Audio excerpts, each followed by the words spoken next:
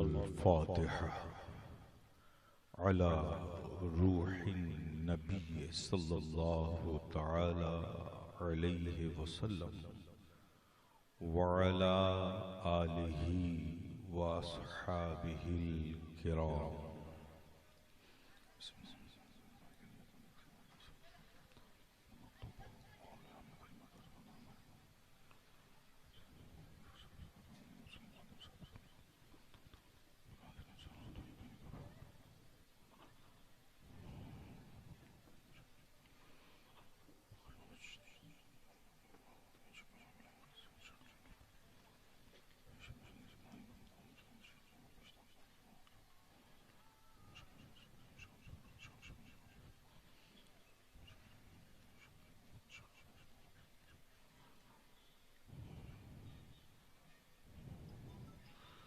इन्नल्लाह व मलाइकतहू युसल्लूना अलन नबी या अय्युहल्लज़ीना आमनू सल्लू अलैहि व सल्लिमू तस्लीमा। वसल्लि अला सय्यिदिना व मौलाना मुहम्मद व अला आलि सय्यिदिना व मौलाना मुहम्मद कमा तुहिब्बु व तर्दा बि अन तुसल्ली अलैहि सलातुन व सलामुन अलैका या रसूलल्लाह। सुब्हान रब्बिका रब्बिल इज्जति अम्मा यसिफून व सलामुन अलल मुरसलीन वल्हम्दुलिल्लाहि रब्बिल आलमीन। अल्हम्दुलिल्लाह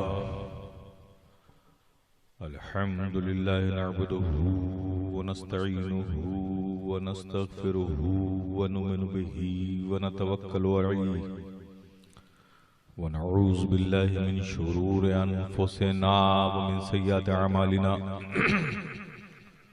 मन यहदिहिल्लाहु फला मुदिल्ल लहु व मन युद्लिलहु फला हादिय लहु। व नशहदु अन ला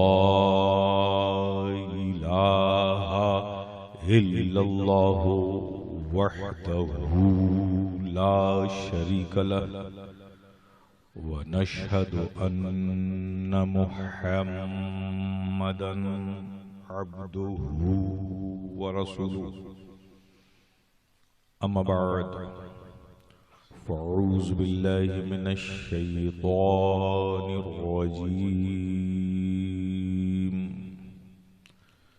बिस्मिल्लाहिर रहमानिर रहीम।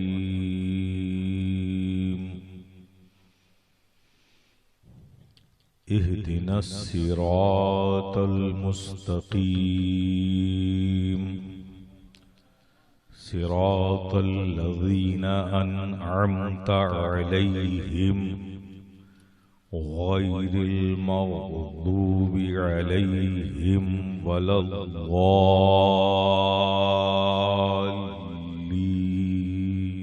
आमीन। सदक़ल्लाहु मौलाना अल-अज़ीम व सदक़ रसूलुहु नबील करीम व नहनु अला ज़ालिका लमिनश शाहिदीन व शाकिरीन वल्हम्दुलिल्लाहि रब्बिल आलमीन।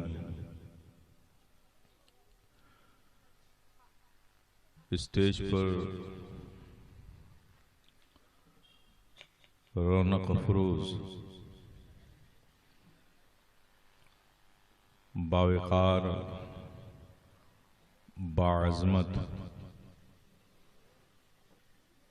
मशाइखीन किराम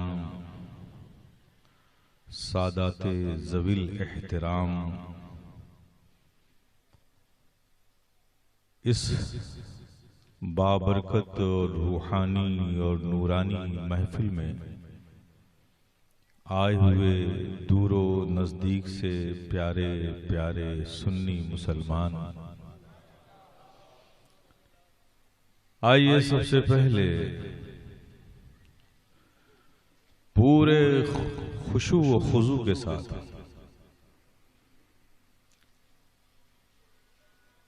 मदीने की पुरबहार गलियों का तसव्वुर करके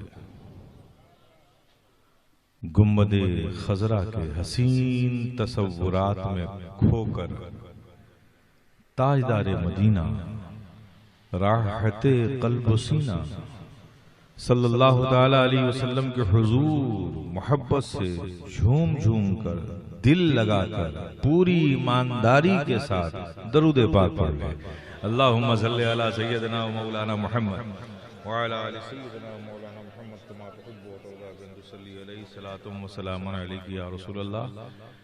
एक बार और दरूद पाक पढ़ लें। अल्लाहुम्मा सल्ली अला सय्यदना व मौलाना मुहम्मद व अला आलि सय्यदना व मौलाना मुहम्मद कमा तुहिब्बु व तर्दा बिनसल्ली अलैहि सलातु व सलामुन अलैका या रसूल अल्लाह। एक बार और मोहब्बत से नबी और आले नबी पर सल्लल्लाहु अलैहि नबी उम्मी वालिही सल्लल्लाहु अलैहि वसल्लम सलातुम व सलामुन अलैका या रसूल अल्लाह, सलातुम व सलामुन अलैका या हबीब अल्लाह, सलातुम व सलामुन अलैका या नबी अल्लाह। हज़रात, अभी कुछ मेरे अजीज बच्चों की जानिब से और अहले मोहब्बत की तरफ से एक कायदे मिल्लत के उन्वान से एक अवार्ड मुझे दिया।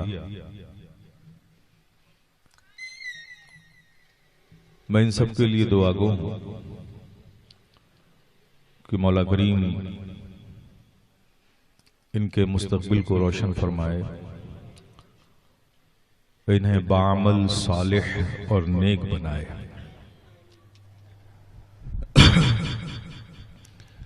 ये इनकी मोहब्बत है, जो इन्होंने समझा वो दे दिया, और इनकी मोहब्बत को देखकर मैंने ले लिया।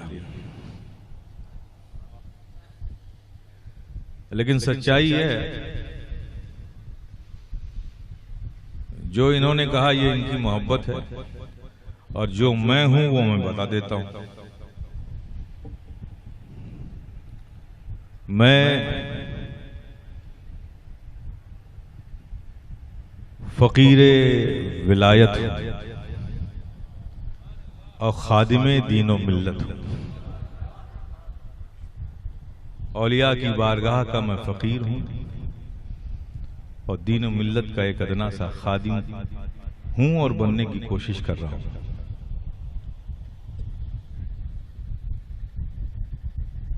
हजरात, ये सब हमारे इल्म में है, आपके भी इल्म में है कि ये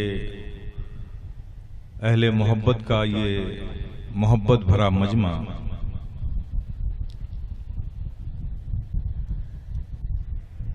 सच तो ये है कि इसका इनेकाद करने वाले, इसको सजाने वाले इस आबादी के अहले मोहब्बत है। नजर तो यही आता है, लेकिन हकीकत कुछ और है। ये महफिल सजवाते हैं हजरत लाल शबाब, और ये महफिल सजवा के हम सब अहले मोहब्बत को इकट्ठा करते हैं। हम अपनी समातों के कुव्वत से यहां सुनते हैं, वो अपनी रूहानी कुव्वत से वहां सुनते हैं। ये हम सबको जमा कर देते हैं। चूंकि एक अल्लाह का वली जब दुनिया में होता है तो उसकी सबसे बड़ी जिम्मेदारी और सबसे बड़ा काम ये होता है कि वो एक इंसान को एक अच्छा इंसान बनाए, और अच्छा इंसान बनने के लिए बुनियादी जरूरत यह है कि उसके ईमान और अकायद अच्छे हों।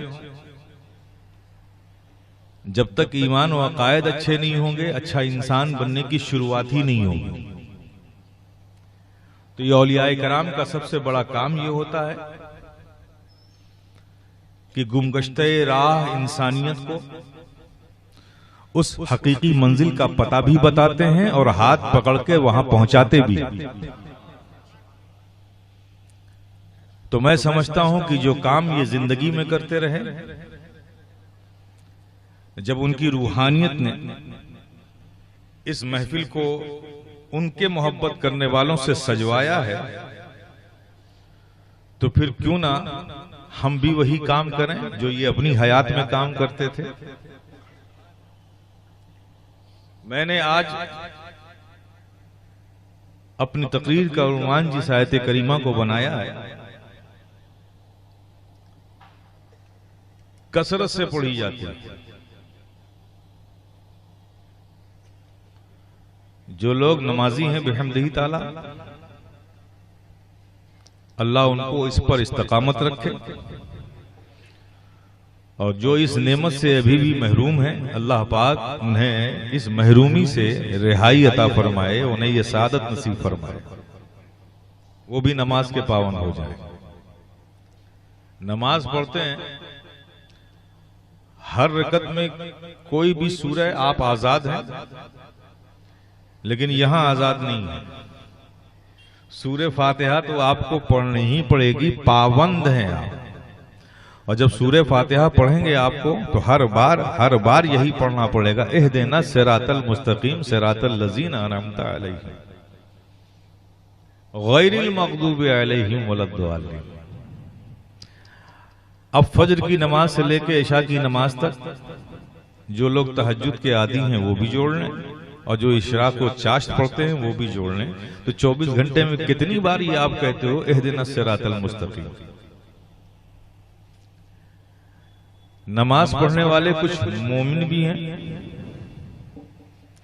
और कुछ मोमिन नुमा नमाजी भी हैं, कुछ हकीकी मोमिन हैं और कुछ मोमिन नुमा नमाजी हैं। चूंकि नमाज वही मकबूल होगी जिसकी बुनियाद ईमान और अकीदे की सलामती पर होगी। जिसका ईमान और अकीदा ही सलामत ना हो, इबादत किसी काम नहीं आती। लेकिन पढ़ते सब हैं, पढ़ते सब हैं। क्या पढ़ते? इहदिना सिरातल मुस्तकीम, ए अल्लाह हमें सीधे रास्ते पर चला, उस रास्ते पर जिस पर तेरा इनाम है। ये बात मुकम्मल हो गई।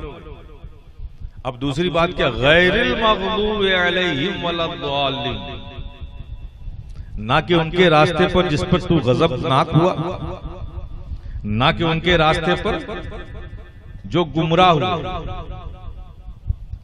तो कभी ख्याल नहीं आया आपको? हर नमाज में ये पढ़ते हैं, कभी ख्याल नहीं आया कि वो कौन है जिस पे रब का गजब हुआ,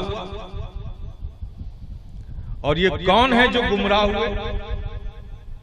आप कहते हो ना, इनसे बचा, जिन पर तेरा गजब हुआ उनसे बचा, और जो गुमराह हुए उनसे भी बचा। ये पढ़ते हो ना? लेकिन कभी आपने जानने की कोशिश की कि जिन पर रब का गजब हुआ वो कौन लोग हैं, जो गुमराह हुए वो कौन लोग हैं? और मेरे प्यारे, जो दुआ समझ कर ना की जाए वो मुअल्लक रहती है, और जो दुआ समझ की जाए वही बाबे इजाबत तक पहुंचती है। तो यही वजह है कि 5 वक्त की नमाज में बार बार कहते हो गैरिल मग़दूबि अलैहिम वलद्दालिन, माना नहीं जानते, और इसी ना जानने की वजह से कितने लोग गुमराह हो रहे हैं। हालांकि सच्चाई है कि दुआ की मकबूलियत का सबसे अच्छा और सबसे आला मकाम क्या है? इबादत। और इबादत में सबसे मुंतहाए कमाल दर्जे पे कौन सी इबादत है? नमाज। अब नमाज की हालत में जो दुआ की जाए वो कबूल होती है। लेकिन हम देखते हैं कि बहुत से नमाजी गुमराह हैं। आखिर ये दुआएं उनकी कबूल क्यों नहीं होती? इसलिए नहीं होती कि बगैर समझे दुआ कर रहे हैं। तो मैं चाहता हूं कि कम से कम आप तो आज समझ लें कि गैरिल मग़दूबि अलैहिम वलद्दालिन, उनसे बचा जिस पर तेरा गजब हुआ, उनसे बचा जो गुमराह हो गए। तो किस पर गजब हुआ? कौन गुमराह हुए? तो जब आप मुफस्सिरीन की तफसीरें उठाकर देखिएगा तो मुफस्सिरीन ने फरमाया है कि गैरिल मग़दूब से मुराद यहूदी हैं। कौन है? यहूदी हैं। और दालीन से मुराद ईसाई हैं। तो अब इसका सामने का तर्जुमा क्या हुआ? ए अल्लाह हमें यहूदियों से बचा, ए अल्लाह हमें ईसाइयों से बचा। ठीक है ना? बात मुकम्मल नहीं हुई। जो मुफस्सिरीन ने लिखा वो तो मैंने बता दिया आपको, लेकिन अब एक सवाल बनता है, एक सवाल बनता है, ड्यू में रहने वाला भी मुसलमान कहता है गैरिल मग़दूबि अलैहिम वलद्दालिन, ए अल्लाह हमें यहूदियों से बचा, ईसाइयों से बचा। और ड्यू में रहने वाले किसी मुसलमान का कोई पड़ोसी ना ईसाई है ना यहूदी है, वो तो पहले ही रब के फल से बचा हुआ है। फिर इस दुआ की जरूरत उसे क्या बनती है ना बात, कि जब हमारा कोई पड़ोसी यहूदी ईसाई है ही नहीं है तो फिर इस दुआ की जरूरत हर रकात में करने की जरूरत क्या। ये उनके लिए तो हो सकता है जो यूरोप में रहते हो, जिसका पड़ोसी कोई यहूदी हो कोई ईसाई हो, उनको जरूर दुआ करनी चाहिए। लेकिन ऊना में रहने वाला मुसलमान, कोड़ीनार में रहने वाला मुसलमान, ड्यू में रहने वाला मुसलमान, उसका ना कोई पड़ोसी यहूदी है ना कोई ईसाई है, तो आखिर उससे इस दुआ की जरूरत क्या। वो तो रब के फल से पहले ही से बचा हुआ है, लेकिन हुक्म है कि तुम भी दुआ करो। बस यही बात आज समझाऊंगा मेरे प्यारे। अब इसको समझने के लिए जरूरत इस बात की है कि समझा जाए कि यहूदियों पे अल्लाह का गजब हुआ क्यों, वो रीजन क्या था। अल्लाह यहूदियों पे गजबनाक हुआ, गजब हुआ, तो इस गजबनाक होने का रीजन क्या था, और ईसाई गुमराह कैसे हुए, इन दोनों चीजों को समझिए। तो जब आप इसे तलाश करेंगे तो आपको मिलेगा कि यहूदियों पे अल्लाह गजबनाक उनकी गुस्ताखी से हुआ। रूए जमीन पर इससे बड़ी गुस्ताख कोई कौम दुनिया में नहीं हुई है। इनकी पै दर पै गुस्ताखियां, इस बुनियाद पर अल्लाह इन पर गजबनाक हुआ। ये अजीब व गरीब कौम है मेरे प्यारे। जब हजरत मूसा कोहे तूर पर गए तो यहां इनके पीछे जो अपनी कौम छोड़कर गए थे, फिरौन ने इन्हें बंदी बना लिया और सबको ले गया उठा करके। और ले जाने के बाद क्या किया, रेगिस्तान में एक चड्ढी पहनाई इनको, बस पूरा जिस्म नंगा रखा। 48-52 डिग्री सेल्सियस टेम्परेचर रेगिस्तान का, और ऐसे तपते हुए रेगिस्तान में इनको एक रोटी एक प्याज देता था खाने के लिए, और इनसे पैरामिड बनवाता था। इतना जुल्म किया इनके साथ फिरौन ने, और उस पर कोड़े मारता था। जब हजरत मूसा तशरीफ लाए, आपको पता चला कि आपकी पूरी उम्मत को फिरौन घेर घार के ले गया है और जुल्म कर रहा है। हजरत मूसा गए, फिरौन से जंग की, अपनी उम्मत को आजाद कराया और लेकर आए। एक वादी में आए, वहां पानी का झरना भी था, एक खुशगवार माहौल था, शादाबी थी। आपने अपनी उम्मत से कहा तुम लोग सब यहाँ क़याम करो, यहाँ का माहौल भी अच्छा है, बड़ी अज़ियतें तुमने झेली हैं, मुझे बड़ा दुख है। ये पानी की एक नहर है, इससे पानी पियो, आराम से यहाँ आबाद हो जाओ। अभी जुल्म झेलते झेलते एक अच्छा खासा वक्त गुजारा था, लेकिन जैसे ही हजरत मूसा ने रिहाई दिलाई, देखिए नखरे शुरू हो गए। ये ऐसी टेढ़ी कौम है, नखरे शुरू हो गए। जैसे हजरत मूसा ने कहा कि ये एक पानी का शावर झरना है, इससे सब लोग पानी पियो, अकड़ आ गई। ऐ नबी, हम 7 कबीले के लोग हैं और हमारा दस्तूर है कि हम एक साथ किसी एक नहर से पानी नहीं पीते। 7 कबीले के लोग हैं तो हमें 7 नहरें चाहिए। अब उससे कोई पूछता कि अरे फिरौन तो तुझे रोटी और प्याज पे रह रहा था, वहां तो सब खा रहे थे। इस कौम की आदत है, जरा से स्पेस मिलता है तो ये पूरे फैल जाते हैं। हजरत मूसा ने सहारा दिया, इनको छुड़ा कर लाए, कहा हम एक नहर से पानी नहीं पिएंगे, हमारे लिए अलग अलग नहरें बनाइए आप। चूंकि इतना गम झेली थी ये कौम, जुल्म सहा था। हजरत मूसा तो नबी थे, अपनी उम्मत से हर नबी को प्यार होता है। उनके दिलों में मोहब्बत की जज्बात अपनी उम्मतियों के लिए पैदा हुए, और आपने अपने असाए मुबारक को जमीन पर मारा, 6 बार मारा, 6 मजीद नहरें पैदा हो गई। अब 7 कबीले के लोग थे, 7 को अलग अलग नहरें दे दी गई। मैं बता रहा हूं इस कौम को कितने नखरे हैं, देखिए आप। फिर हजरत मूसा उनकी मजलूमियत से इस कदर मुतासिर हुए, जो फिरौन ने उन पर जुल्म किया था, कि आपने रब की बारगाह में दुआ की कि मौला मेरी उम्मतियों ने बड़ा दुख झेला है, जुल्म झेला है, तो इन पर फजल फरमा, इनके लिए मन्नो सलवा अता कर। अल्लाह ने अपने नबी मूसा की दुआ कबूल की, इनके लिए मन्नो सलवा आसमान से आने लगा।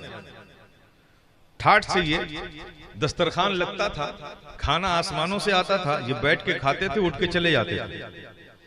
और सिर्फ खाना ही नहीं आता था, बल्कि इंतहा की बात यह है कि जो बच्चे इनके यहाँ पैदा होते थे वो भी कपड़े के साथ पैदा होते थे। जैसे जैसे बच्चे बढ़ते थे वैसे वैसे कपड़ा भी बढ़ता चला जाता था। ये हजरत नबी मूसा की वजह से अल्लाह ने ये इनाम अता फरमाया। अब बताइए किसी कौम को अगर ये सारी सहूलतें आशाइशें मिल जाएं तो कितनी शुक्रगुजार होगी रब की, वो कितनी शुक्रगुजार होगी अपने नबी की, होगी ना। लेकिन इस कौम की आदत देखो, गुस्ताखी इसकी आदत तो फितरत में। अभी कुछ दिन ही हुआ था दस्तरखान लगते, आसमान से खाना आते, कि इनको फिरौन की वो प्याज याद आ गई।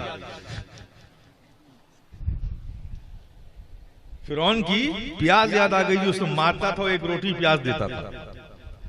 फरिश्तों से कहा सुनो बहुत दिन हो गए ये सब अच्छे अच्छे खाने खाए हुए, अब जो खाना लेके आना तो उसमें प्याज भी होना चाहिए, थोड़ा जुबान का जायका बदलूंगा।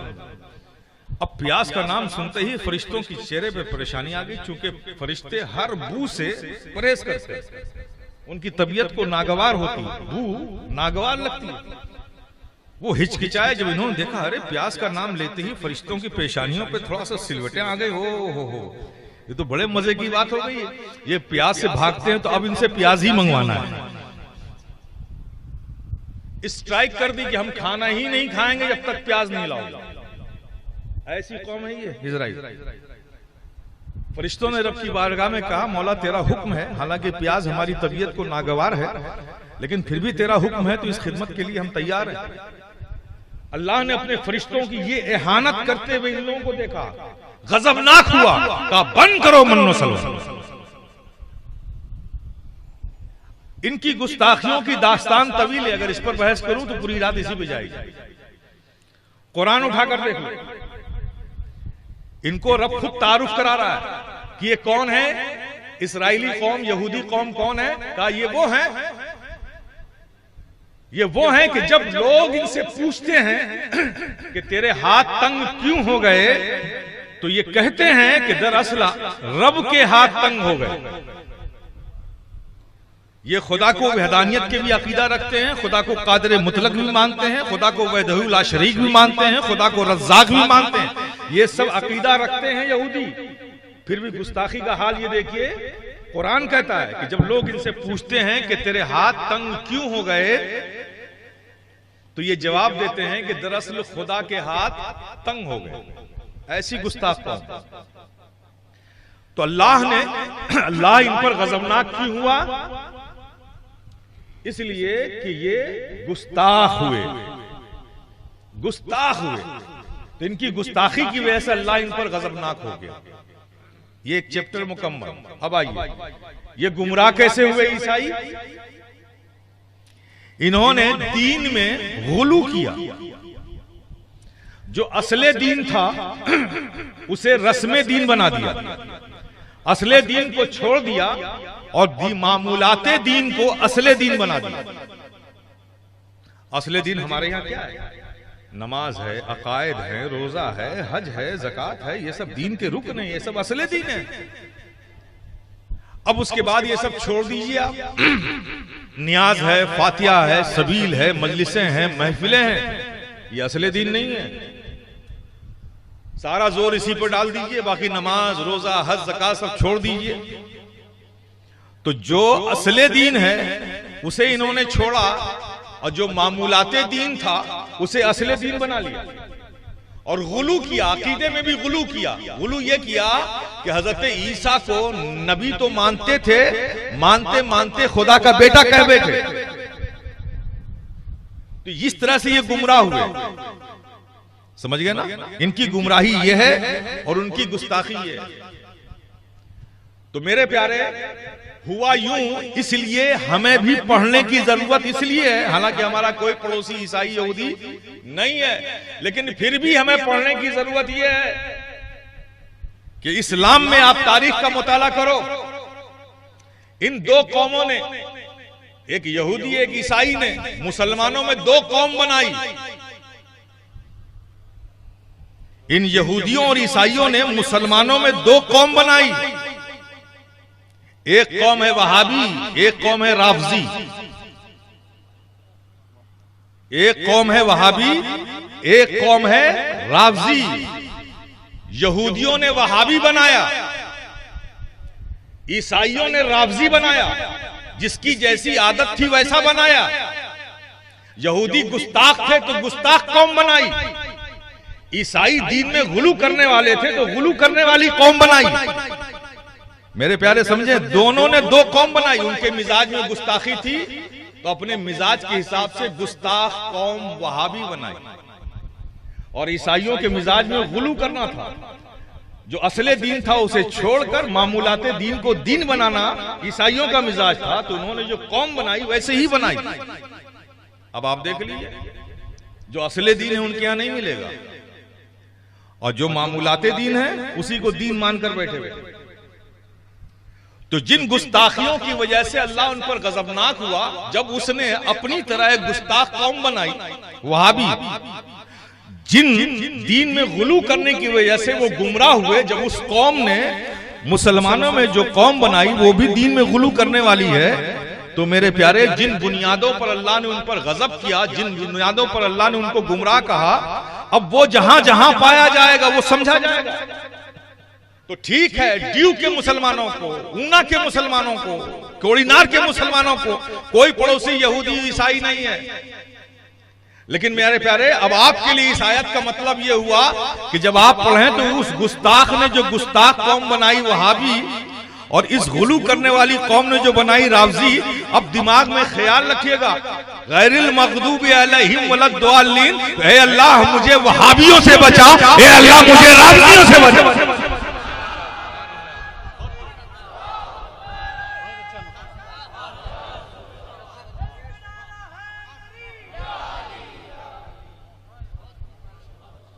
ऐ अल्लाह मुझे, अब इनके अंदर गुस्ताखी है, वहां भी गुस्ताखी की वजह से थे ना ये। तो अब आपके लिए क्या हो गया, जब कहें गैरिल मग़दूबि अलैहिम वलद्दाल्लीन, अब आ जाएगा दिमाग में, ऐ अल्लाह हमें वहाबियों से बचा, ऐ अल्लाह हमें राफजियों से बचा। अब जब तुम समझ कर दुआ करोगे ना, तुम क्या, तुम्हारी नस्लें महफूज रहेंगी। अब समझ समझ के दुआ कर, समझ समझ कर दुआ करना मेरे प्यारे, और बड़ी जरूरत है। याद रखो, ये बुजुर्गों की निस्बतें, इनकी चौखटों पर आना जाना, इनसे इक्तसाब फैज, इनकी निस्बतें, इनकी गुलामी, इनकी मोहब्बतें, ये सब तभी आपके लिए कारआमद है जब ईमान आपका सलामत है। ईमान नहीं होगा तो निस्बतें भी काम नहीं आएंगी, ईमान नहीं होगा तो खिदमतें भी काम नहीं आएंगी, अमाल भी काम नहीं आएंगे।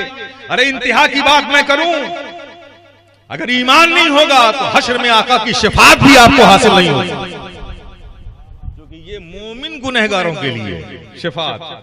और याद रखिए, रब का भी फैसला है, रब की करीमी गुनहगारों के लिए तो है, लेकिन बागियों के लिए रब की करीमी नहीं है।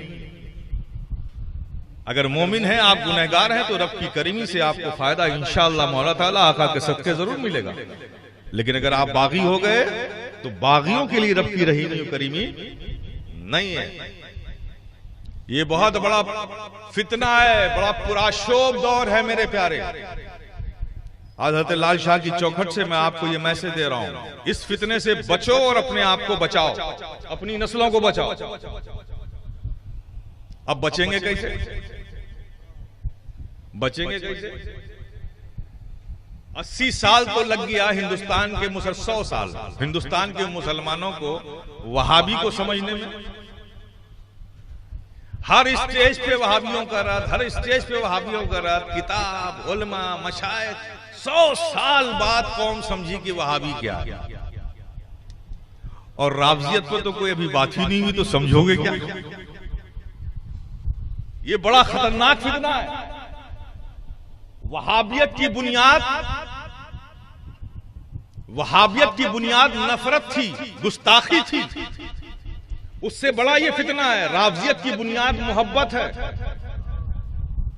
ये मोहब्बत के पर्दे में गुमराह करेंगे, ये ज्यादा खतरनाक होती है। अरे एक अच्छा खासा इंसान किसी की मोहब्बत में मुब्तला हो जाए तो पागल हो जाता है यार। ये दुनियावी मादी मोहब्बतों का ये असर है। और अहले बैत और मौला अली मुश्किल कुशा की मोहब्बतों का असर क्या होगा? ये उनके हवालों से तुम्हारा शिकार किया जाएगा और उनके हवालों ही से शिकार हो रहा है तुम्हारा। लेकिन मेरे प्यारे, मैं ज्यादा तफसील से नहीं बोल पाऊंगा आज, मैं बहुत थका हुआ हूं। बस एक पैगाम देना, इन बुजुर्गों के आस्थाने से लेके जाओ कुछ। मैं आसान सा फार्मूला देता हूं, बचाओ, बच सकते हो, अपने इरादों में मजबूती रखो। पहले ये समझ लो कि शरीयत सब पर मुकद्दम और शख्सियत उसके ताबे है, ताबे। पहले शरीयत फिर शख्सियत। अगर कोई शख्सियत शरीयत के ताबे है तो हमारे सरों का ताज। अगर शरीयत खुद उसकी जिंदगी से दूर हो और वो शरीयत का खुद मुखालिफ हो तो फिर वो शख्सियत हमारे नजदीक काबिल एहतराम नहीं है। बहुत सख्त बात कह रहा हूं, लेकिन ये बनाना पड़ेगा बचाने के लिए। दूसरी बात, जितनी शख्सियतें हमारी हैं, सादात हैं, मशाइखीन हैं, उलमा हैं, अइम्मा हैं, ये जितनी भी दीन की शख्सियतें हैं, रूहानी शख्सियतें हैं, ये सब हमारे लिए काबिल ताजीम है। इनकी ताजीम करो, इनसे मोहब्बत करो, इनकी खिदमत करो, तुम्हें इसका अजर मिलेगा।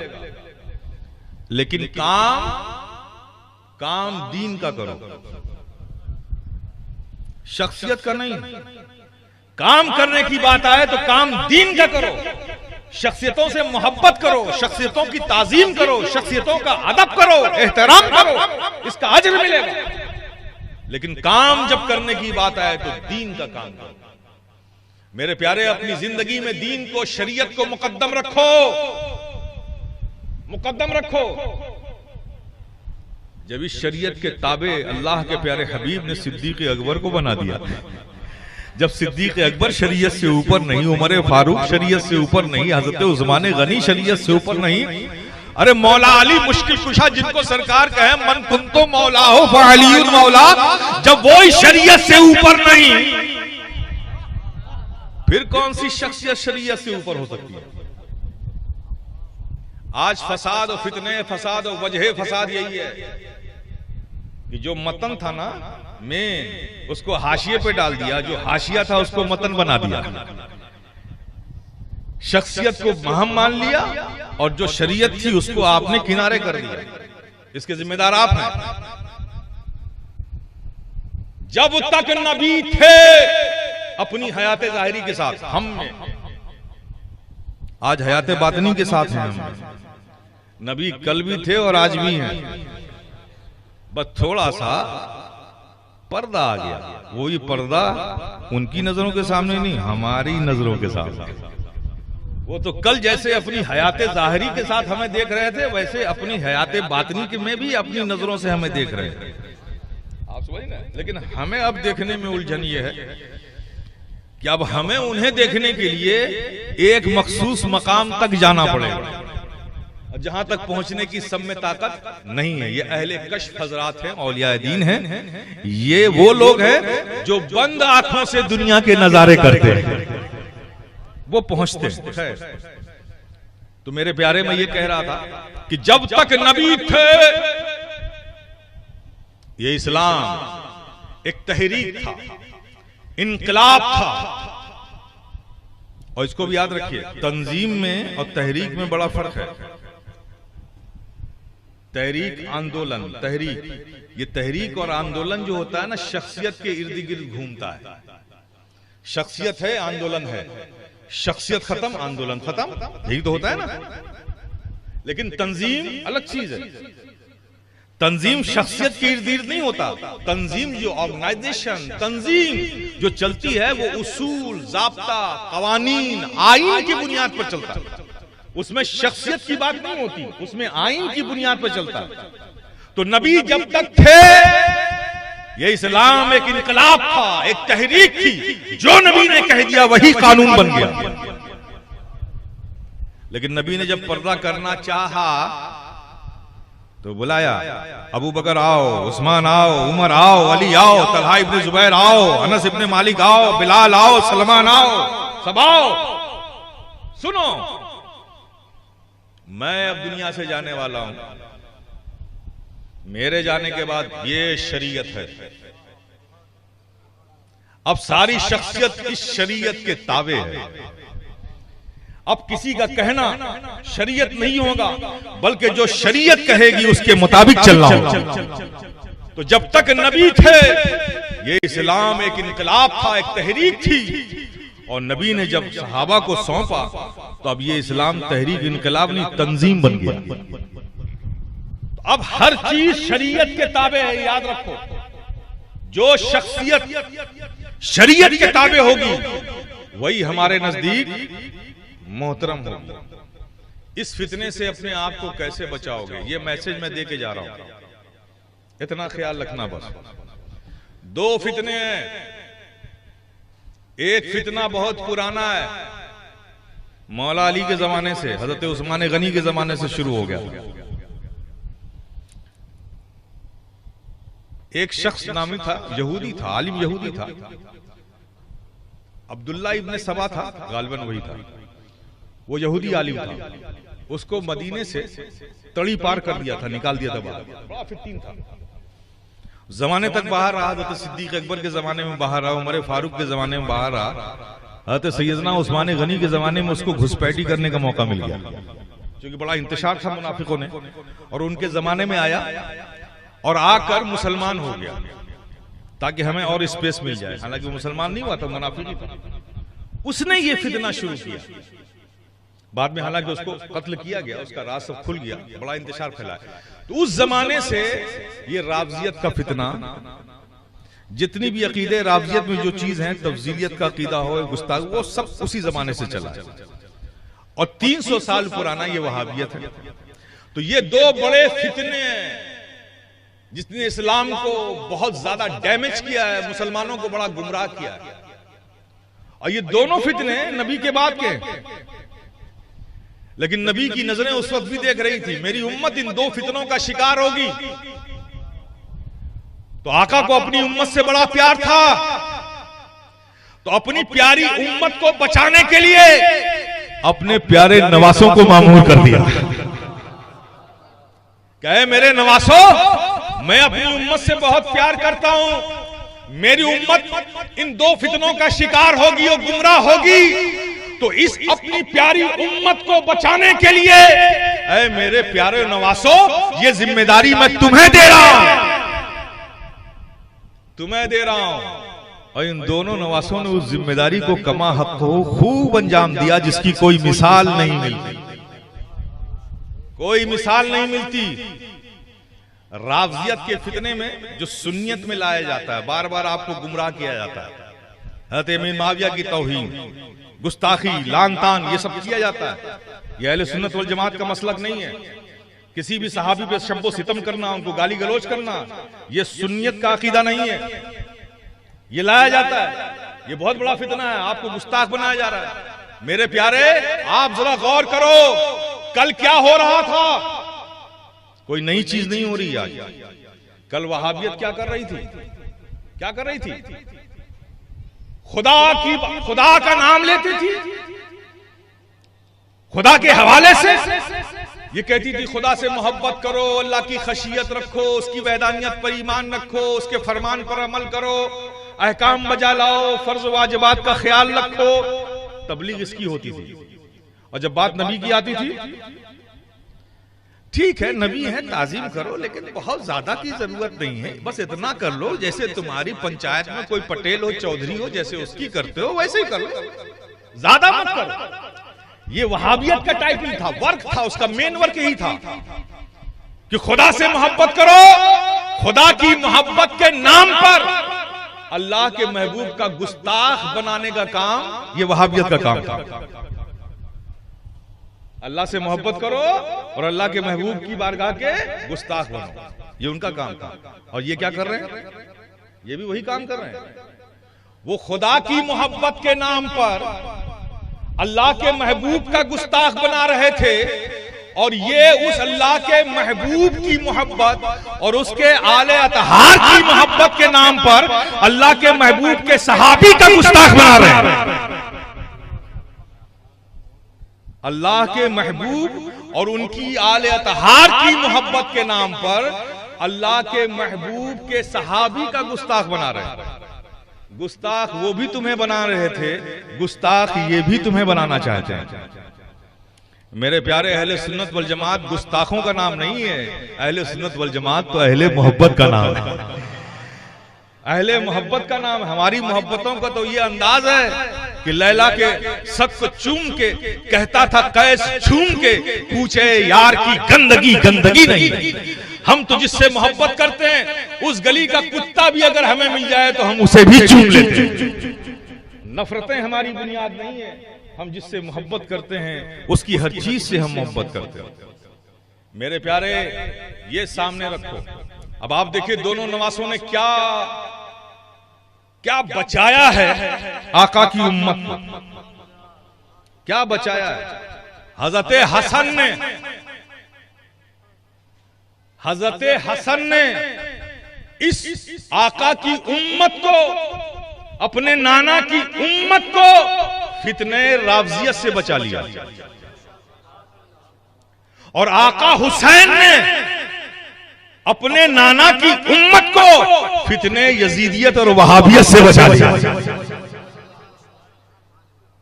अब आप सिर्फ एक बात रखो दिमाग में कि भाई हम नहीं जानते तारीख में क्या लिखा है, हम नहीं जानते रिवायतें क्या कह रही हैं। ए भैया सुनो, हम ईमान लाए नबी पर, अपनी अक्ल पर नहीं। ये रिवायतें दिरायतें जो भी कहती रहे, नतीजा अक्ल कुछ भी निकाले, हम अक्ल को नहीं मानते, हम तो नबी को मानते हैं। नबी ने कह दिया मेरे सहाबा सितारों के मानिंद हैं, जिसकी पैरवी करोगे हिदायत पाओगे, बस हमारे लिए ये काफी है, हमारे लिए काफी है। और एक लाहे अमल प्रोग्राम बनाओ, एक ओनली वन, कि जिससे हसन ने सुलह किया उससे जंग नहीं होगी, और जिससे हुसैन ने जंग की उससे सुलह नहीं होगी।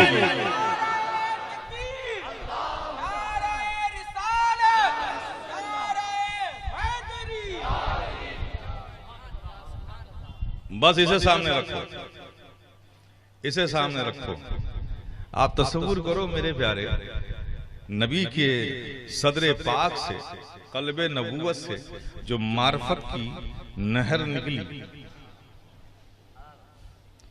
वो 1400 साल से लोग पीते पीते पीते पीते उस नहर की बूंदों का असर यह है कि आज भी रुए जमीन पे आरिफीन की कमी नहीं है ना। वो नहर जो निकली थी, कब निकली थी? 1400 साल पहले। कि पीने वाले बीच में कितने हैं? अब तो कतरे कतरे पर इन्हिसार है ना। कतरों की बरकत यह है कि जो वो पीने का हिस्सा पा गया ना, वो आरिफ बन गया, वली बन गया। और वली बन के क्या हुआ? आंख बंद करता है तो सब नजारे देखता है। तो जब सदरे नबूवत से मार्फत की वो नहर जो 1400 साल पहले निकली, उसके कुछ कतरे आज के इंसान को भी मिल गए तो वो भी मार्फत का शहसवार हो जाए। लेकिन जो नबी की सोहबत में डायरेक्ट बैठा हो,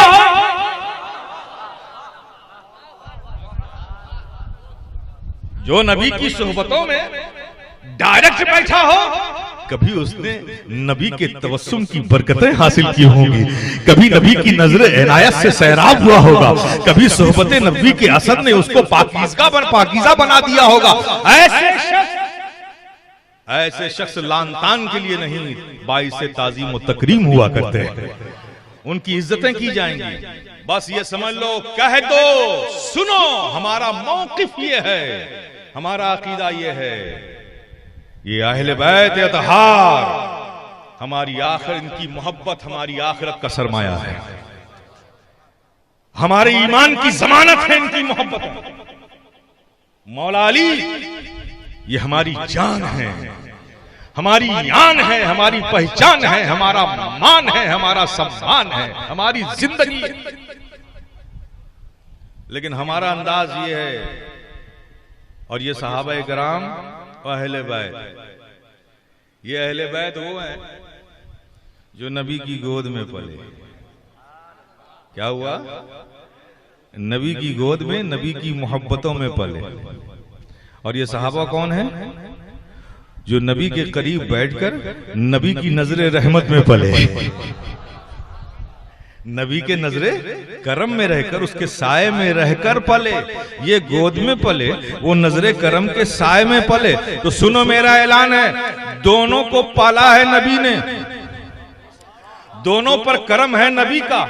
ये गोद में पले हैं, ये नजरे करम के साए में पले हैं, दोनों पले हैं नबी के करम के साए में। तो अब हमारा ऐलान सुनो, ये जो गोदों में पले ये घर वाले हैं, नजरे करम के साए में पड़े ये दर वाले हैं। तो अब हमारा ऐलान सुनो, ना हम घर वाले को छोड़ेंगे ना दर वाले को छोड़ेंगे।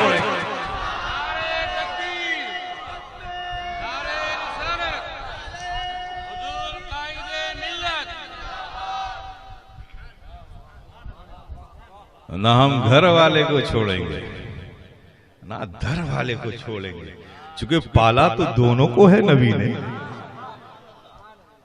अब किसी एक को छोड़ोगे तो नबी का छोड़ना भी तो हुआ। जिसे नबी चाहें, जिसे नबी प्यार करें, जिसे नबी परवान चढ़ाएं, उसे छोड़ोगे? नहीं छोड़ सकते। हम दोनों को पकड़े रहेंगे, दोनों को पकड़ेंगे, ना घर वाले को छोड़ेंगे ना दर वाले को छोड़ेंगे। बहुत जरूरी है मेरे प्यारे, एहतराम सबका करो, अदब सबका करो, ताजीम सबका करो। हाँ ये सही है कि सादात को हक है, हर बेटे को हक है कि अपने बाप की तारीफ ज्यादा करे। अगर ये हमारे सादात मौला अली का तराना गाएं, इसमें हैरत मत कीजिएगा, कुछ और मत समझिएगा। ये बेटे की मोहब्बत है बाप के लिए, ये हमारा पैदाइशी हक है और शरीयत इसकी इजाजत देती है। अगर कोई मौला अली की औलाद ये कहे कि मेरे बाप से अच्छा किसी का बाप नहीं, फतवे मत लगाइएगा।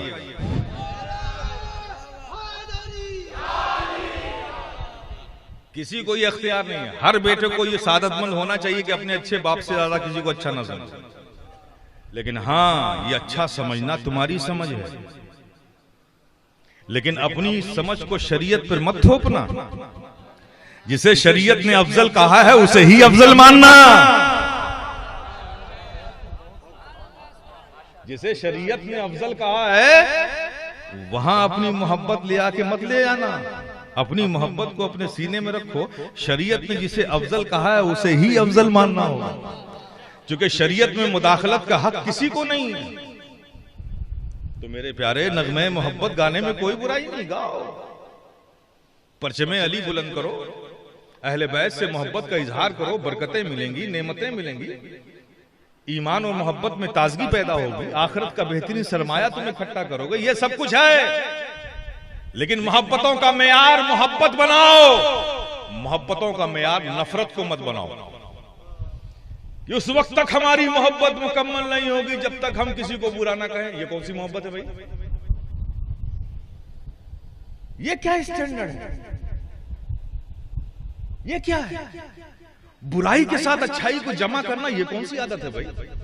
अरे जहां अच्छाई हो सिर्फ वहां अच्छाई होनी चाहिए। बुराई में नजासत के उन्सुर होते हैं और अच्छाइयों में पाकीज़गी के उन्सुर होते हैं। ये नजासत और पाकीज़गी को इकट्ठा क्यों जमा करते हो? जब बात अली की है तो अली की करो, अहले बैत की है तो अहले बैत की करो, सहाबा की है तो सहाबा की करो, जिसकी करो मोहब्बत से करो। इतनी नबी ने दरियाए रहमत अपनी फैला दी है, जिन्हें भी मोहब्बत से याद करो बेड़ा पार है। इस फितने से अपने आप को बचाओ। ये कोई मौजूए बहस नहीं है, ये जानबूझ के हमारे बीच लाया जा रहा है तुम्हें गुस्ताख बनाने के लिए। नो, हम गुस्ताख बनने वाले नहीं हैं। जिन्हें गुस्ताख बनना था बन गए, वो अलग अलग टाइटल लेके अलग हो गए, कोई रागजी बन गया, कोई वहाबी बन गया। हम तो अहले सुन्नत वल जमात है, नाम ही अहले सुन्नत वल जमात का मोहब्बत करने वाले। आप समझ गए ना। और एक बात बताऊं मैं आपसे, एक बहुत पुरानी कॉन्स्पिरेसी है ये जो आजकल सोशल मीडिया इस पे जो फितने आ रहे हैं ना, सब मुशाजरात को लेकर के जो गुस्ताखियां हो रही हैं, कमाल है भाई। वाकया हुआ है 1500 साल पहले। अब जो उससे करीब के जमाने में जो अकाबरीन थे, जो इमाम मुज्तहिदीन थे, जो उलमा थे, जो मुहद्दिसीन थे, जो फुकहा थे, जो ताबीन थे, जो ताबीन थे, उस जमाने के करीब के दौर के लोग, उन सब की तहकीक बेकार। आप तशरीफ लाए हैं दुनिया में 1500 साल के बाद, अब जो मैं कहता हूं यही सही है। क्या हिमाकत है भाई। तो आखिर इसकी जरूरत क्या? ये कोई जरूरियाते दीन तो नहीं है। हर बेटे को अपने बाप से ज्यादा मोहब्बत होती है। अब एक साहब ने मुझसे कहा, हमारे सादाती में थे, बहुत होनहार बच्चा था। अब वो तो जैसा माहौल होता है वैसे बोलता। कहीं हजरत ये बताइए, हमने टीवी चैनल पे, एक चैनल है मदनी चैनल, उस पर हमने देखा है कि रमजान में तो अमीर साहब बहुत रोते हैं, लेकिन कभी मुहर्रम में रोते हुए नहीं देखा उनको। मैं उसके इस सवाल पर, भोलेपन पर मुझे हंसी आ गई कि बेचारा ये बच्चा देखो कहां अटका हुआ। अटका नहीं, अटकाया है इसको। हालांकि इसमें कोई हैरत की बात नहीं, कोई हैरत की बात नहीं। आप सादात से मुखातिब हैं, इस पे हैरत मत क्या कीजिए, ये कोई सवाल ही नहीं, बेवकूफी की बात। अरे भाई, किसी के बाप का इंतकाल हो जाए घर में, तो उसकी ताजियत में अड़ोस पड़ोस रिश्तेदार दूर नजदीक सब आते हैं। आने के बाद सब रोते हैं क्या? सब रोते हैं क्या? सब तो नहीं रोते ना। ताजियत के दो जुमले कोई बोलता है, कोई शफकत का हाथ रखेगा, कोई आपको दिलासा देगा भाई अल्लाह पाक, कोई उस मरहूम के लिए मगफिरत के कलमात कहेगा। रोता कौन है? जो उस मैयत से बहुत करीब होता है। तुम रोते हो ना, रोते इसलिए हो कि तुम घर वाले। वो अगर नहीं रोते तो इस पे हैरत क्यों, उन्हें गुस्ताख क्यों समझते हो? जिक्र की महफिलें तो वो भी सजाते हैं, याद तो वो भी करते हैं, इमाम अली मकाम का जश्न वो ही मनाते हैं। अब वो रोते नहीं, भाई घर वाले होते तो वो भी रोते। इस तरह की चीजों में अपने आप को मत उलझाओ। जुन्नुल मोमिनीन खैरा, मोमिनों के बारे में अच्छा गुमान रखो, आका ने फरमाया। बदगुमानी मत करो। जब तक कि कोई चीज पाए सबूत को ना पहुंच जाए, तब तक राय कायम मत करो। अगर ऐसे ही सुन सुन के राय कायम करते रहोगे, यही तो दुश्मनों का प्रोग्राम है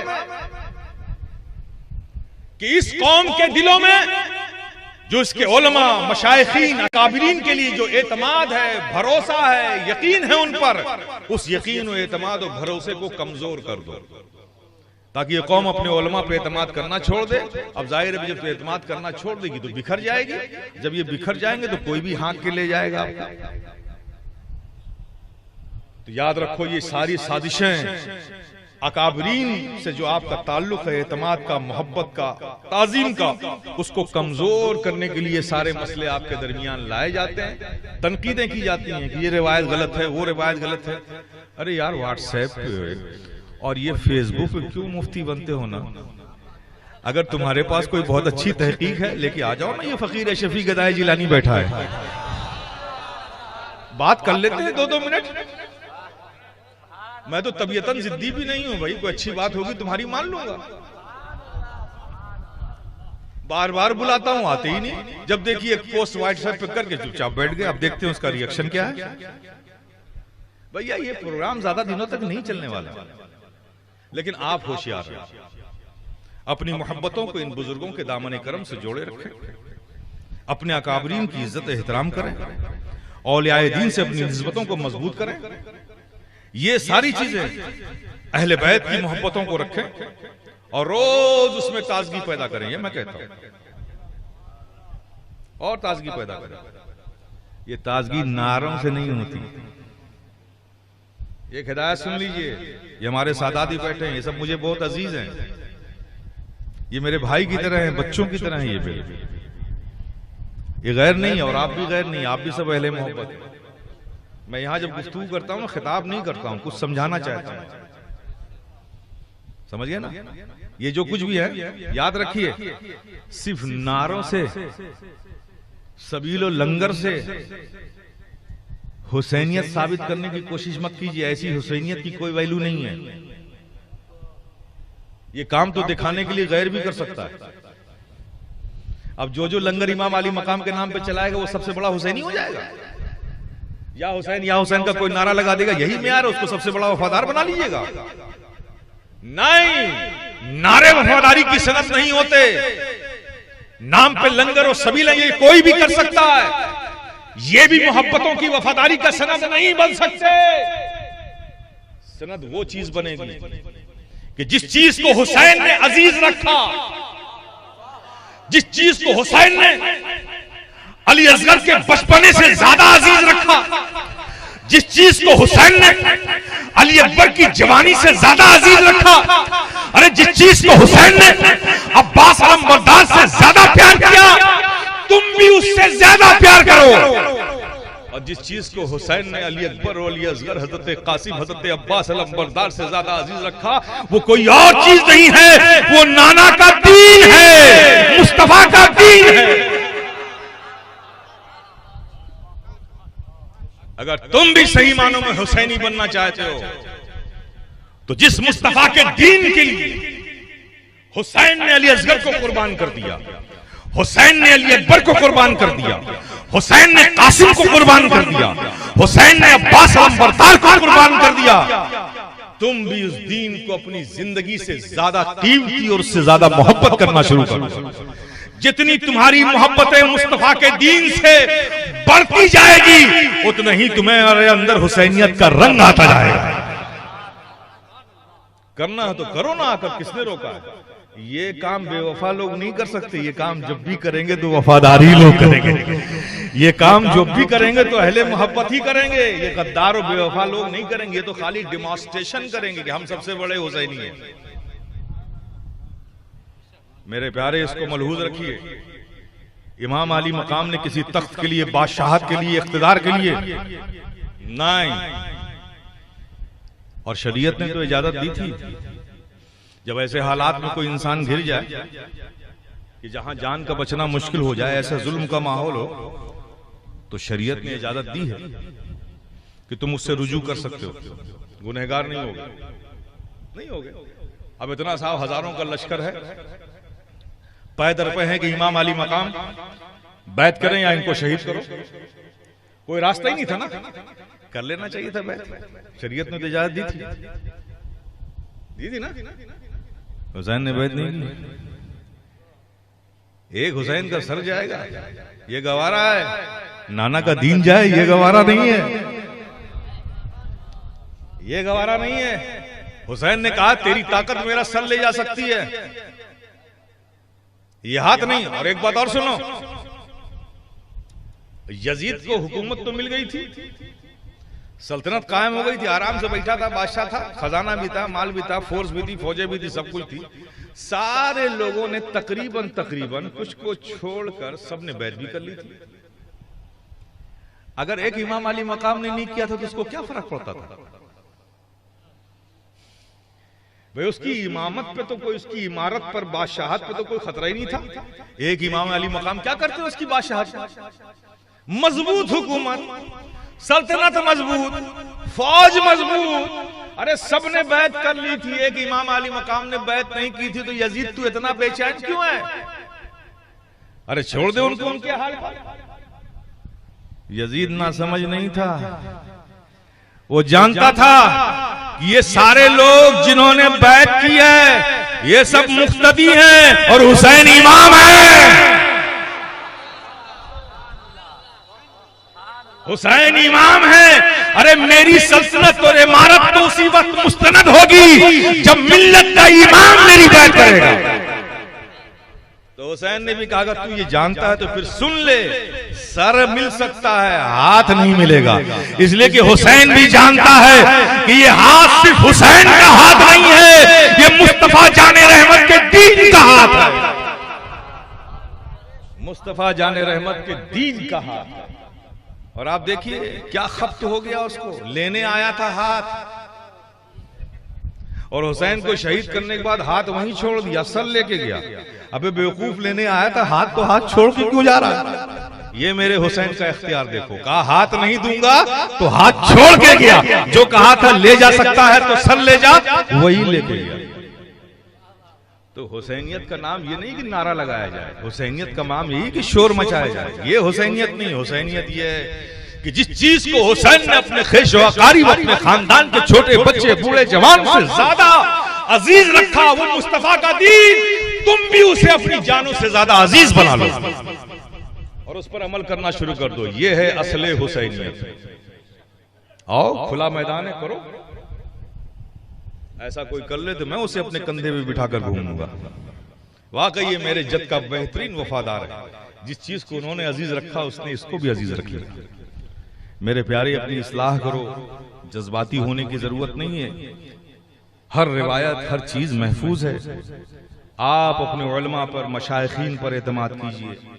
ये सारा प्रोजेक्शन, सारी चीजें, कॉन्स्पिरेसी जो हो रही है इस बात पर है कि इस कौम के दिलों से इसके उलमा मशाइख का एतमाद खत्म हो जाए, ये बिखर जाए, इसको हका के ले जाओ। तो याद रखिए, जब तक आपका आपके उलमा पर, मशाइखीन पर एतमाद मजबूत है, जुल्म और तशद्दुद की कैसी ही आंधियां चलेंगी, इंशाअल्लाह ताला वो रिश्ता, एतमाद, वो मोहब्बत, वो निस्बत आपको गुमराह नहीं होने देगी। बस इसे पकड़ कर रखिए। यही मेयार है। हुसैन ने मिजाज दे दिया, हसन ने मिजाज दे दिया कि सुन लो, हम किसी गुमराह के हाथों में दीन देने वाले नहीं है, इमारत देने वाले नहीं है। देकर हमें बचा लिया इन्होंने, इमारत देकर हमें बचा लिया, इन्होंने सर देकर हमें बचा लिया। दिया दोनों ने। यही तो सादात की खूबी है, देते हैं लेते कहां है। अबे आप हाथ चूमते हो तो हमें क्या होता है? 1 घंटा खड़ा रख के हाथ चूमोगे, पैर में दर्द हो जाता है, कमर में दर्द हो जाता है। हमें क्या मिलता है आपके हाथ के चूमने से? आपके हाथ के चूमने से हमें तो कुछ नहीं मिलता ना, मिलता आपको है। आपने निस्बत चूमी, बरकतें मिल गई। नबी की निस्बत, आले नबी की निस्बत से आपने चूमा, फैज आपको मिला, बरकत आपको मिली। हम तो खड़े होकर चूमाते रहे, इसलिए कि सैयद का आदत देने की है, लेने की नहीं है। हमने तो हर दौर में दिया है, हर दौर में देंगे। और आज भी सुन ले वो लोग, चाहे अपने हो चाहे पराये हो, हमें मालूम है हुसैन का मिजाज क्या था, हमें मालूम है कि हसन की तालीमात क्या थी, हमें मालूम है कि मौला अली का मौकिफ क्या था, हमें मालूम है जिस दीन के लिए सारी कुर्बानियां दी हैं, हम उसी हुसैन और हसन और अली की औलाद हैं। हम ये कहते हैं कि सुन लो, इस दीन को फिर कभी कोई ऐसा वक्त आया तो याद रखो, रूए जमीन पर आज भी अली की औलाद जिंदा है। अपने खून की कुर्बानियां देने के लिए इस कौम का इंतजार नहीं करेगी। हर घर से अली की औलाद पक्ष में इस्लाम लेकर अपना लहू देने के लिए तैयार नजर आएगी।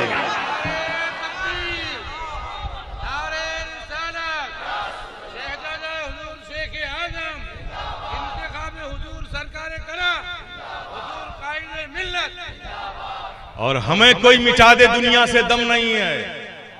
हमारे वजूद की जमानत तो नबी ने ले ली है, हमारे वजूद की जमानत नबी ने ली है।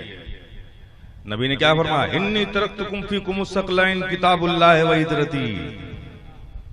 मैं तुम्हारे दरमियान 2 भारी चीजें छोड़े जा रहा हूं, एक कुरान है, एक अपनी इतरत आल छोड़ जा रहा हूं। नबी ये भी तो कह सकते थे किताबुल्लाह व सहाबी, ये नहीं कहा। सहाबा के बारे में कहा सहाबियों का नजूम इक्तदैतुम इक्तदैतुम, लेकिन बात छोड़ के जाने की बात हुई तो इतरत का लफ्ज, आल का लफ्ज इस्तेमाल किया। क्यों? इसलिए कुरान का साथी बनाया किसे? कुरान छोड़े जा रहा हूं, अहले बैत छोड़े जा रहा हूं। कुरान का साथी किसे बनाया? अहले बैत को। इसलिए कि कुरान सुबह क़यामत तक, तो साथी भी ऐसा होना चाहिए ना जो सुबह क़यामत तक साथ दे। तो सुबह क़यामत तक इस रुए जमीन पर सादात के रहने की जमानत नबी ने ले ली। सुन लो, जब तक कुरान रहेगा साथ में नबी की आल रहेगी। और नबी की आल है दुनिया में, तो हर जमाने की यजीद सुन लें। करबला किसी जमीन का नाम नहीं, करबला वाक़े का नाम है। वो वाक़या अगर बगदाद में, बसरा में हो सकता है, तो वो वाक़या ज़ुए जमीन पर कहीं भी करबला हो सकता है। कल भी हमारे जद करबला के लिए तैयार थे, आज उनकी नस्लें इतनी गैरत और हमीयत दीनी अभी भी मौजूद है कि आज भी हम हर करबला के लिए तैयार हैं। लेकिन दीन पर, उसकी अजमतों पर इंशाअल्लाह मौला ताला हम आज नहीं आने देंगे। ये हर सादात का मजबूत इरादा और कवी इरादा होना ही चाहिए। अगर आप सैयद हो और एहसासे सियादत है आपके अंदर, माजरत के साथ कह रहा हूं, तो जितना इन लोगों को दीन से मोहब्बत है उससे कहीं ज्यादा आपको होना चाहिए, आपको होना चाहिए।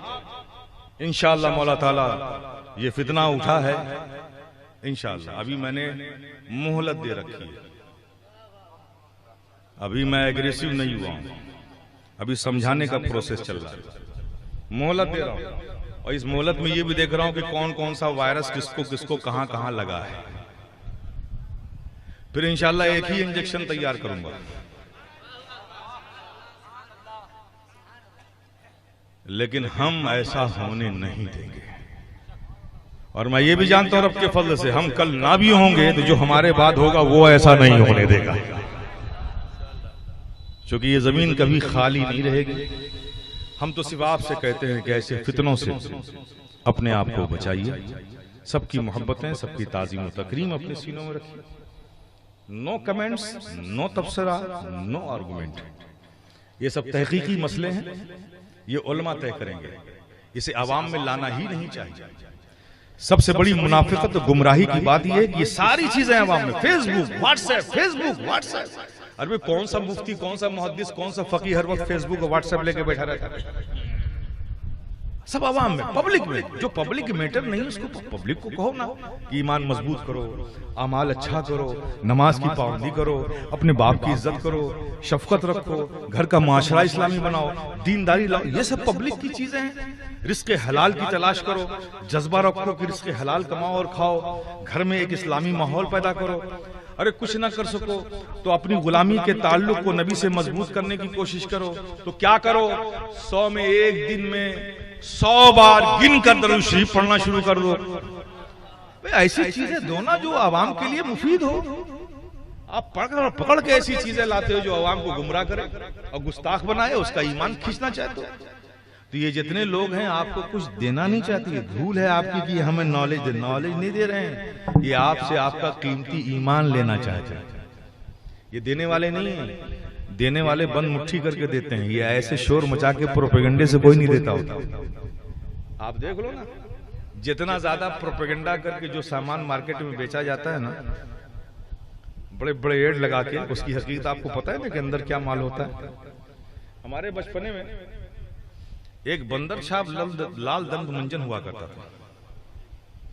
जितने भी गांव में किसान लोग होते थे बेचारे, सुबह देखो डिबिया यूं झाड़ा यूं रगड़ते हुए हर जगह नजर आते।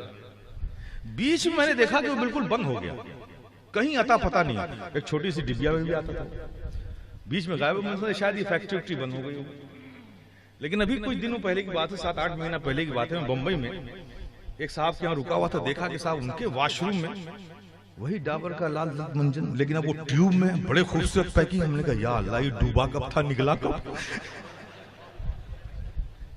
बताइए, गांव से ये शहर में, मेट्रोपॉलिटन सिटी में मालदारों के घर तक पहुंच गया। ये हुआ क्या? उस वक्त तो इसे मालदार लोग इसे छूना ही पसंद नहीं करते थे। आज उनके घरों में तो मैं जोर करते करते मैंने ओ हो माल वही है, पैकिंग बदल गई है। आप समझ गए? तो ये सब जो प्रोपेगेंडे की बुनियाद पे जो चीजें होती है ना, उसकी हकीकत कुछ और होती है और उसको फैलाया कुछ और जाता है, बताया कुछ और जाता है। इन सब चीजों से बचिए।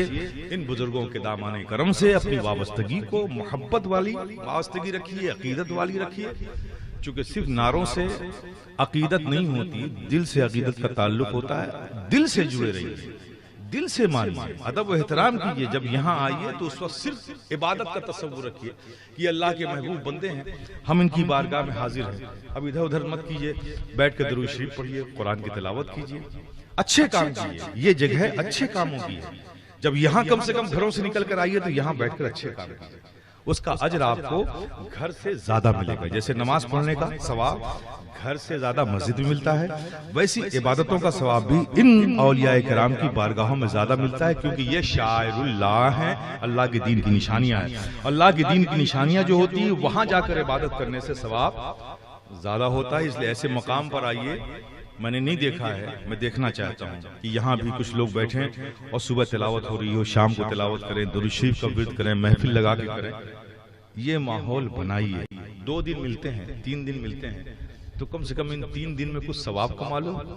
बाकी दिनों तो दुनिया कमाते ही रहे यार, मौका मिल रहा है, सरकार के करम से ये महफिल लगवाते हैं, तो इस महफिल में आते भी हो तो इसमें सवाब ज्यादा से ज्यादा कमाओ, अच्छे काम करने की कोशिश करो। अल्लाह पाक आप सबकी मोहब्बतों को, खिदमतों को, इस महफिल में आने को कबूल फरमाए। आप लोगों को आबाद रखे, शाद रखे, ईमान पर कायम रखे, मौला साबित कदम रखे। व आखिरु दावाना अल्हम्दुलिल्लाह।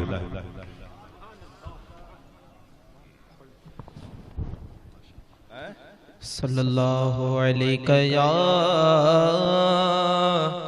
रसूल अल्लाह वसल्लम अलैका या हबीब अल्लाह मौलाया सल्ली व सल्लिम दाइमन अबदन अला हबीबिका खैरिल खल्क़ि कुल्लिहिम मौलाया सल्ली व सल्लिम दाइमन अबदन अला हबीबिका खैरिल खल्क़ि कुल्लिहिम। सहर का वक्त था, मासूम कलियां मुस्कुराती थी, हवाएं खैर मकदम के तराने गुनगुनाती थी। अभी जिब्रील भी उतरे न थे काबे के मिंबर से कि इतने में सदा आई ये अब्दुल्लाह के घर से। मुबारक हो तुम्हें हर दोसरा तशरीफ ले आए, मुबारक हो मोहम्मद मुस्तफ़ा तशरीफ ले आए। मौलाया सल्ली व सल्लिम दाइमन अबदन अला हबीबिका खैरिल खल्क़ि कुल्लिहिम। हुवल हबीबुल लज़ी तुरजा शफ़ाअतुहु, हुवल हबीबुल लज़ी तुरजा शफ़ाअतुहु लिकुल्लि हौलिम मिनल अग़वालि मुक़तइम मौलाया सल्लि।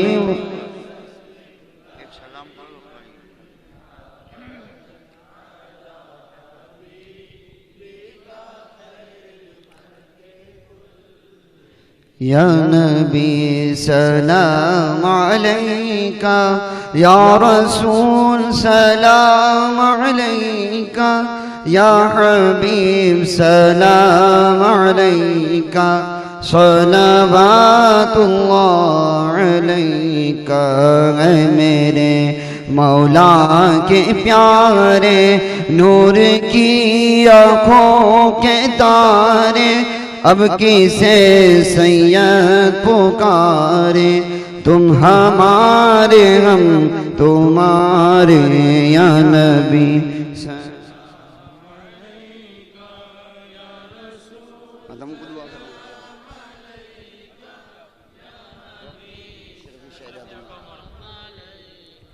सलावतुल्लाह अशरफी आका हमारा करके दुनिया से किनारा, रखता है तुमसे सहारा।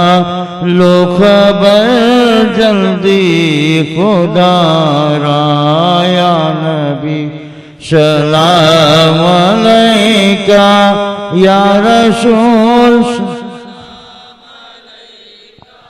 या हबीब।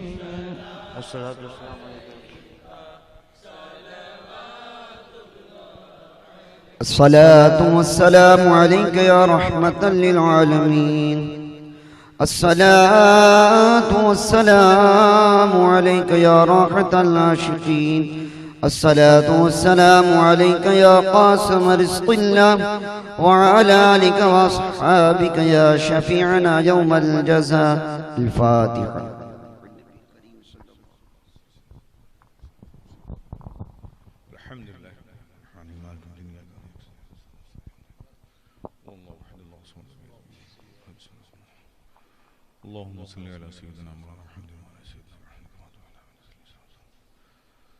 करीमा का साजा बंदा नवाजा, मालिक मौला बेनियाज़ा, अपने हबीब पाक के सदक़े, मौला अपने महबूबीन के सदक़े जो कुछ तिलावत कुरान है, नात नबी पढ़ी गई, मौला ज़िक्र खैर हुआ, उन सबको अपनी बारगाह रब्बुल इज़्ज़त में अपने फज़ल व करम से अपने महबूब पाक सल्लल्लाहु तआला अलैहि वसल्लम के सदक़े और अपने महबूबीन के सदक़े कबूल फरमा ले। या अल्लाह, इस महफिल की बरकतें नेमतें हम सबको अता कर। मौला करीम हमारे क़ल्ब को ईमान की ज़ियाओं से रोशन कर दे, अमल सालिह की तौफ़ीक़ अता कर, ज़ौक़े इबादत अता कर, सजदों में लज़्ज़तें अता कर। तू हम सब के क़ल्ब को इश्क़ रसूल का मदीना बना दे, अपने महबूबीन की सच्ची मोहब्बतें अता कर। उस रास्ते पर चला मौला जिस पर तेरी रज़ा है, उस रास्ते से बचा मौला जिस पर तेरा अज़ाब है। अपनी तौफीक के साए में रख, अपनी नेमतों से नवाज, अपनी रहमतों के साए में रख। मौला तू करीम है, करम कर दे, मौला तू रहीम है, रहम कर दे, मौला तू सत्तार है, हमारे ऐबों को छुपा ले। या अल्लाह, तेरे महबूब पाक की और तेरे महबूबीन की जिक्र की महफिल में जो लोग आए हैं मौला, उन सब का आना कबूल कर ले। इस महफिल की बरकतें नेमतें सबको अता कर। जो बीमार है मौला तू उन्हें शिफा दे दे, जो कर्ज में है मौला तू उन्हें कर्ज से निजात दे दे, जो परेशान हाल है मौला तू उनकी परेशानियों को दूर फरमा दे, जो तंगदस्ती के शिकार है मौला तू उनके घरों में खुशहाली अता कर दे, जो बे औलाद है मौला तू उन्हें साहिबे औलाद बना दे, जिन बच्चे बच्चियों के रिश्ते नहीं है मौला तू उन्हें गैब से रिश्ते अता कर दे, जो बच्चे इम्तिहानात दे रहे हैं या देने वाले हैं मौला तू उनको उनके इम्तिहानात में कामयाबियां अता कर दे। या अल्लाह, हम सबको नजर बद की नजर से बचा, दुश्मनों के शर से महफूज रख, तमाम अर्जी व समावी बलियात से महफूज रख। मौला करीम हम सबको हर हादसा से महफूज रख। या अल्लाह, तो सबको खुश रख, शाद रख, आबाद रख, अपने फजल व करम के साए में रख, अपने महबूबीन का सदका अता फरमा। मौला करीम हमारे मशाइखीन के इकबाल में दर्जात में बुलंदी अता कर, हमारे उलमा के इल्म व अमल में बरकतें अता कर, हमारे अइम्मा के कदमों में सिबात, कल्बों में नूर अता कर, अहले सुन्नत वल जमाअत में इत्तिहाद व मोहब्बत अता कर। मौला करीम हम सबको नेक बना दे, हम सबको एक बना दे। या अल्लाह, तेरे महबूब पाक की और तेरे महबूबीन की जो इस जिक्र की बज़्म को सजाया है, मोहब्बतों से सजाया है, मौला करीम तो इनकी मोहब्बतों को, खिदमतों को कबूल फरमा ले। इसमें जिन लोगों ने जिस हैसियत से भी दामे, दिरहमे, कदमे, सुखने हिस्सा लिया है, मौला करीम तो उनकी मोहब्बतों को कबूल फरमा, दुनिया व आखिरत में इसका उन्हें बेहतरीन अजर अता कर। या अल्लाह, उनकी औलादों को उनके लिए सवाब जारिया बना दे। या अल्लाह, इस महफिल की को कबूल फरमा ले, इसकी बरकतें हर हाजिर व गायब मोमिनीन व मोमिनात को अता फरमा। तुझे फज़ल करते नहीं लगती बार, न हो तुझसे मायूस उम्मीदवार।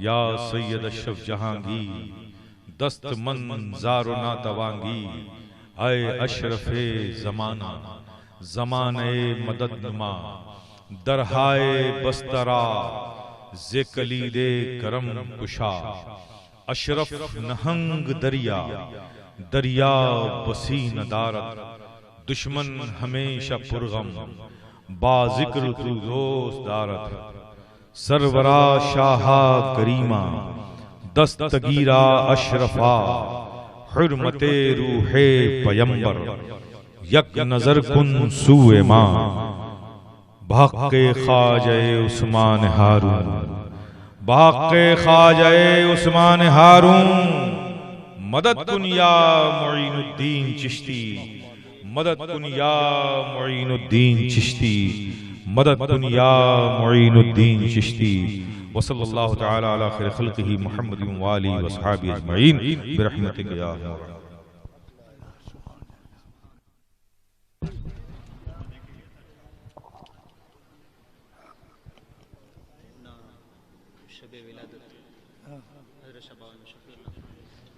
अल्हम्दुलिल्लाह आज की इस बज़्म नूर व निखत में जो हमारे बाहर से मेहमानान तशरीफ लाए हैं, तमाम उलमा किराम सादात इज़ाम का मुनव्वर भाई शुक्रिया अदा करते हैं। बिलखुसूस पीर तरीक़त रहबर शरीयत सैयद रफ़ीक बापू कादरी, पीर तरीक़त सैयद पीर बापू कादरी और सूरत से भी तशरीफ लाए हैं जो मेहमान, और इनके अलावा जितने भी है सारों के नाम से मैं वाकिफ नहीं हूँ। हमारे मुनव्वर भाई और लाल शाह बाबा उर्स कमेटी की जानिब से तमाम का शुक्रिया अदा किया जाता है। और अल्लाह रब्बुल इज़्ज़त आज की इस बज़्म और कैलेंडर और तमाम हज़रात न्याज़ के लिए तशरीफ रखें। और इंशाअल्लाह 12वीं शब को ऊना की सरजमीन पर पूरी रात शब बेदारी का प्रोग्राम है, जिसमें हैदराबाद से अजीम नाथ खां और बड़े मशहूर मारूफ नाथ खां शफीउल्लाह खान तशरीफ ला रहे हैं हज़रत शाह बाबा के आस्थाने पर शबे और बुलबुल बाग़े मदीना जनाब शब्बीर बरकत साहब। अब तमाम हज़रात से ये गुजारिश है कि इस ऐलान को अपने जहन में रखें और ज़रूरी तौर पर शब बेदारी के उस प्रोग्राम में जश्न ये विलादत मुस्तफ़ा की उन घड़ियों की बरकतों को लूटने के लिए जरूर उसमें शिरकत करें और सवाब के हकदार बनें। और बाहर हमारे एक भाई